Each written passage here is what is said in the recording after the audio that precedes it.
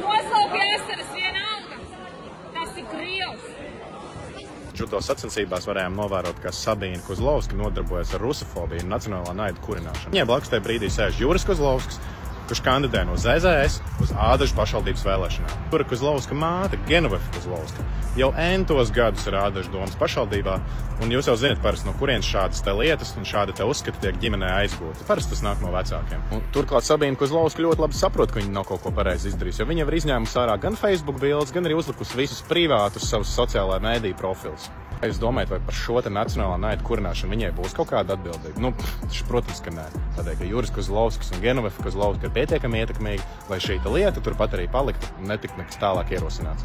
Jūs spējat iedomāties, ko viņi ar bērnu runā mājās, kādas lietas, ja viņi šādas lietas spēja pateikt publiski un skaļi, visu cilvēku priekšā. Mani sauc Roberts Bērziņš un es kandidēju Ādažu pašvaldības vēlēšanās no 5. sarakta jaunatviešu ar 2. kārtas numuru.